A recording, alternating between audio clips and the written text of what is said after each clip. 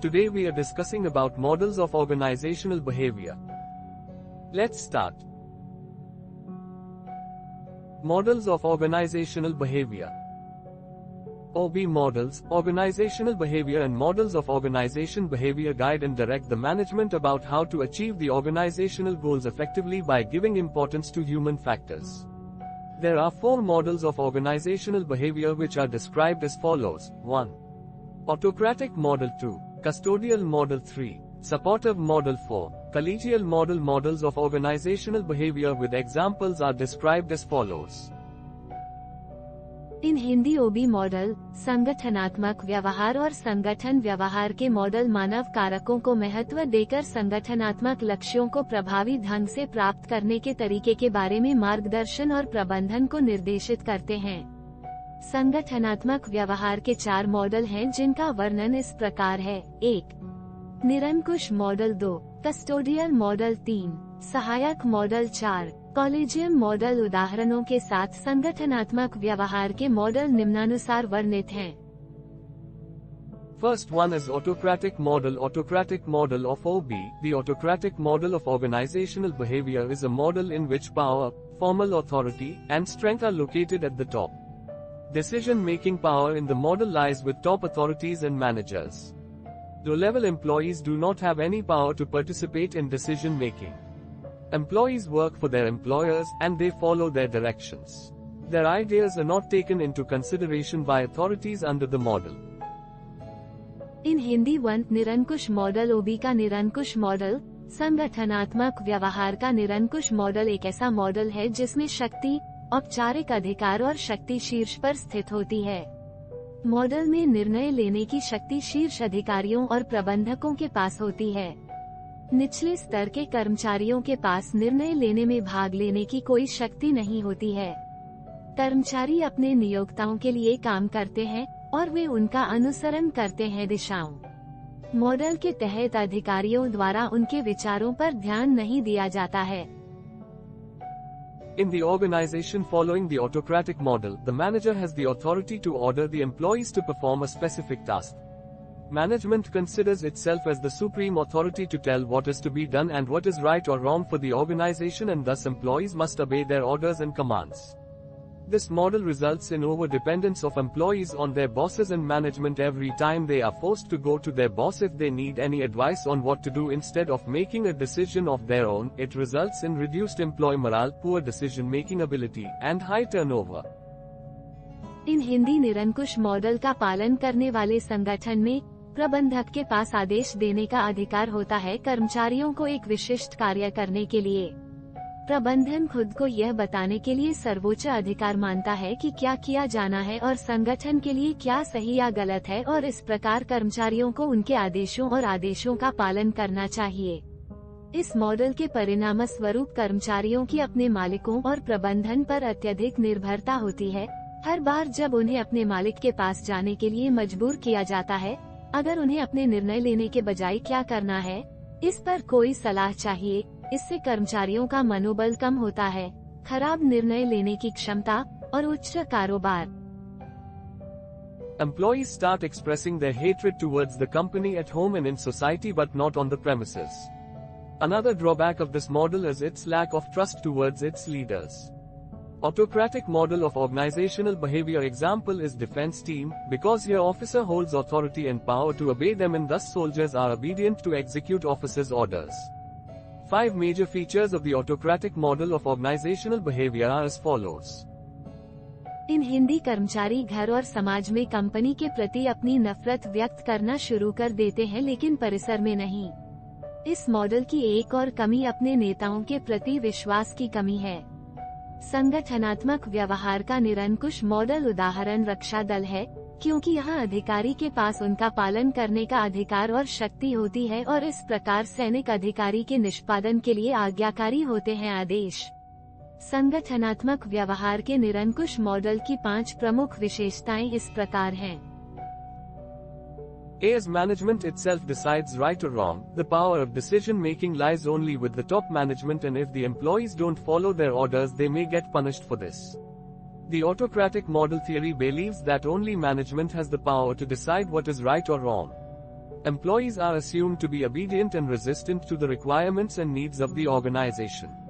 This model is similar to McGregor's theory X and Y in nature. इन हिंदी प्रबंधन स्वयं सही या गलत का निर्णय करता है। निर्णय लेने की शक्ति केवल शीर्ष प्रबंधन के पास होती है और यदि कर्मचारी उनके आदेशों का पालन नहीं करते हैं तो उन्हें इसके लिए दंडित किया जा सकता है। निरंकुश मॉडल सिद्धांत का मानना कि केवल प्रबंधन के पास ही यह तय करने की शक्ति है कि क्या सही है और क्या गलत। कर्मचारियों को संगठन की आवश्यकताओं और आवश्यकताओं के प्रति आज्ञाकारी और प्रतिरोधी माना जाता है। यह मॉडल प्रकृति में मैकग्रेगर की थ्योरी X और Y के समान है। B is power-based. As per the autocratic model, the power lies only with the management. The person who is in command has the right to issue orders and all the employees have to obey the command or else they will have to face the consequences. इन हिंदी शक्ति आधारित निरंकुश model के अनुसार शक्ति केवल प्रबंधन के पास होती है। वह व्यक्ति जो है कमान में आदेश जारी करने का अधिकार है और सभी कर्मचारियों को आदेश का पालन करना होगा, अन्यथा उन्हें परिणाम भुगतने होंगे। C is formal by nature. Organizations that follow the autocratic. इन हिंदी प्रकृति द्वारा औपचारिक निरंकुश मॉडल का पालन करने वाले संगठनों का औपचारिक प्रबंधकीय रवैया होता है और उनके पास आधिकारिक अधिकार होता है।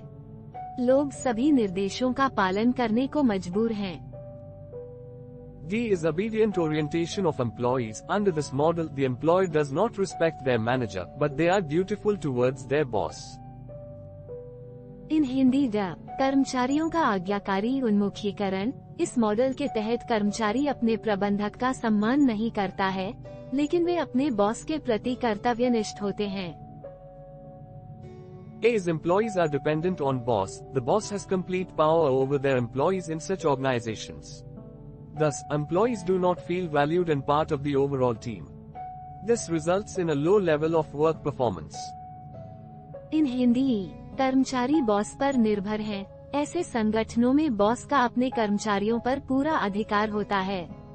इस प्रकार कर्मचारियों को मूल्यवान और समग्र टीम का हिस्सा नहीं लगता है। इसका परिणाम निम्न स्तर के कार्य प्रदर्शन में होता है। Second is custodial model. The custodial model of organizational behavior focuses on providing security to employees. Once that's in place, employees are relieved of the indecision or chaos of the autocratic model. The focus of this model is on the satisfaction, security, and welfare needs of the employees, thus leading the employee to depend on the organization rather than the boss.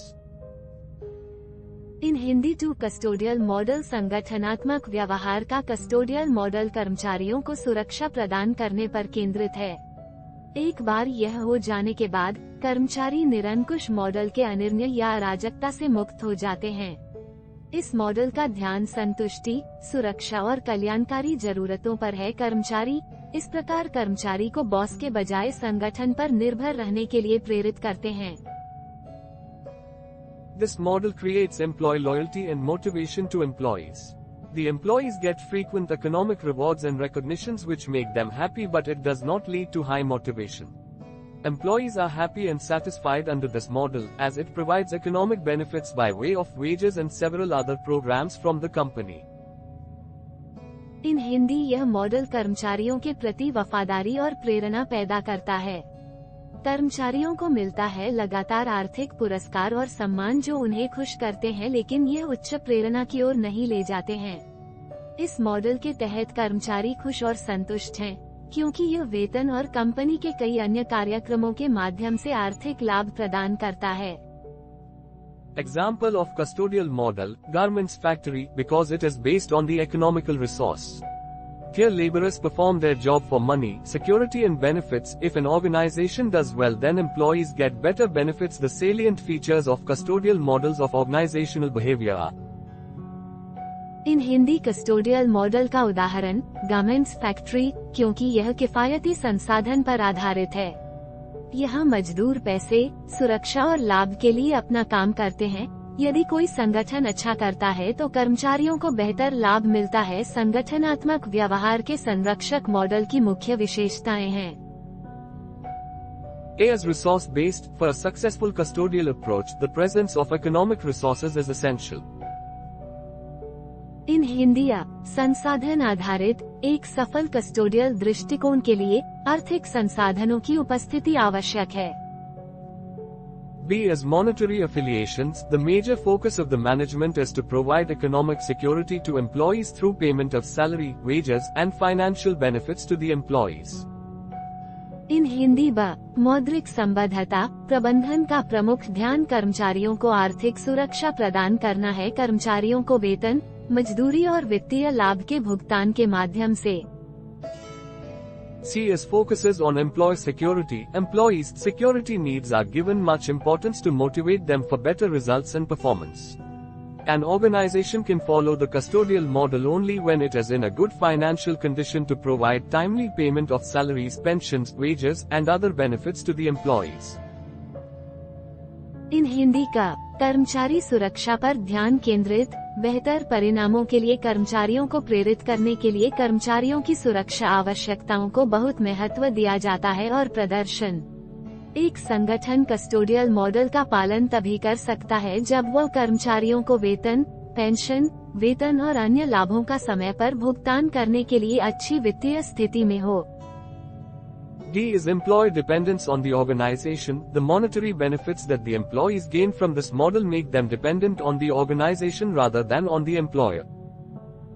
In Hindi the संगठन पर कर्मचारी निर्भरता, इस model से कर्मचारियों को मिलने वाला आर्थिक लाभ उन्हें नियोक्ता के बजाय संगठन पर निर्भर करता है।